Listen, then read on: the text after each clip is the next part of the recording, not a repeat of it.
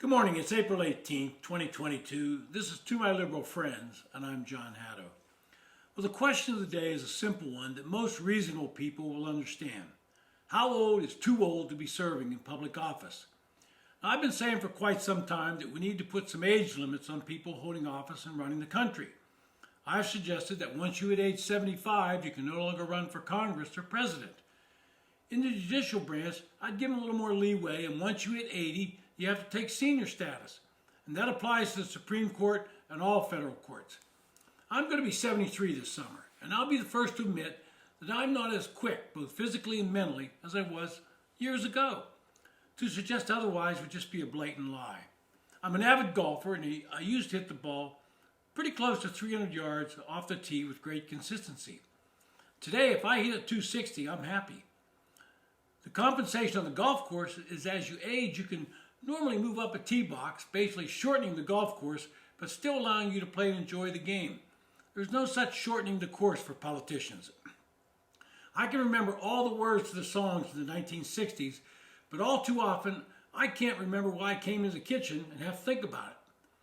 But in government, we have an aging geriatric set running the country, and this has been going on for quite some time. Take a quick look at the leadership in both the House and Senate. Nancy Pelosi, the Speaker of the House, is 82 years old, and her two top lieutenants, Steny Hoyer and Jim Clyburn, are both in their 80s. The Majority Leader of the Senate, Chuck Schumer, he's the baby of the bunch at 71. The Chairman of the Senate Budget Committee, Bernie Sanders, is past 80. And this past week, questions were raised about the cognitive skills of California Senior Senator Dianne Feinstein. She's 88 years old. The Chairman of the Senate Appropriations Committee, Patrick Leahy from Vermont, is 81. Dick Durbin from Illinois is 77 and chairs the Judiciary Committee. It's not just a Democratic problem. Chuck Grassley is 88. Jim Inhofe is 87. And Richard Shelby from Alabama is 87. Thankfully, both of them and Leahy are retiring. And Mitch McConnell, the Republican leader, is 80 years old. Over in the House, we see the same pattern. Don Young, who just passed away, was 89 years old. And there are 35 members of the House that are 75 years and older. Now, in most industries, there's some form of retirement age. Airline pilots, by law, have to retire at age 65. The FAA will not renew their commercial license. But not Congress. They can keep right on going.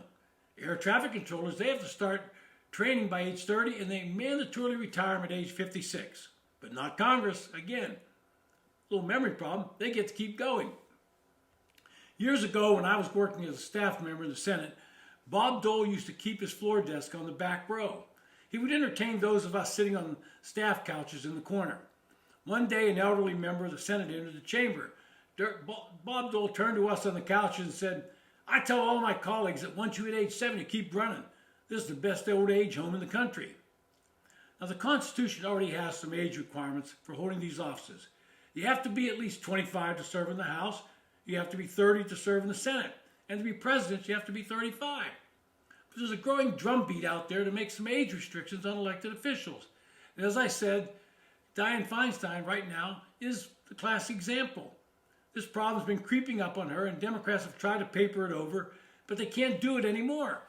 In a hearing right after the last presidential election, she was grilling Jack Dorsey, the CEO of Twitter, whether his company was doing enough to stem the spread of disinformation. And she elaborated on this by reading a full tweet from President Trump that he had disseminated and then falsely claimed that he had won the election. Now, that was a pretty good question on the face of it, other than the comment about Trump.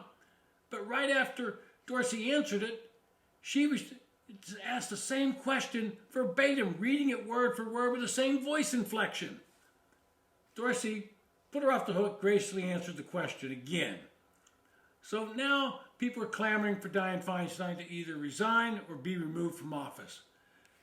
She repeats herself over and over, like all people suffering from age.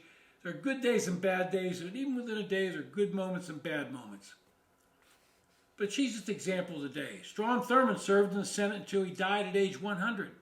He lived the last few years of his life at Walter Reed Hospital and was wheeled into the Senate for key votes. Robert Byrd from West Virginia served into his 90s and had to be forced to cede the leadership of the Democratic caucus. He had both mental and physical deficiencies in his later life.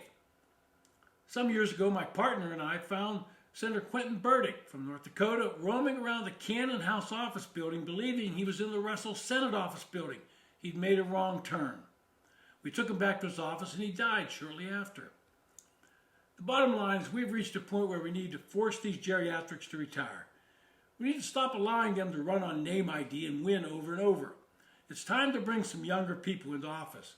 If we can't limit them by age, I would finally support term limits, 12 in the House, 12 in the Senate. And we all know the problem is now inhabiting the White House. We've all seen Joe Biden holding his cue cards with both the questions and answers on them. We've heard him say that they told me who to call on during a press conference. We've seen him look lost on a stage where he turns to shake hands with someone that's not there and then looks totally lost. We've heard his verbal gaffes, which seem amusing, but in reality demonstrate his lack of cognitive ability. The time has come to put these age limits in place. And by the way, that would eliminate Donald Trump as well. Let's get some younger, more vigorous, and mentally competent people in office. This has been To My Liberal Friends. Thanks for listening.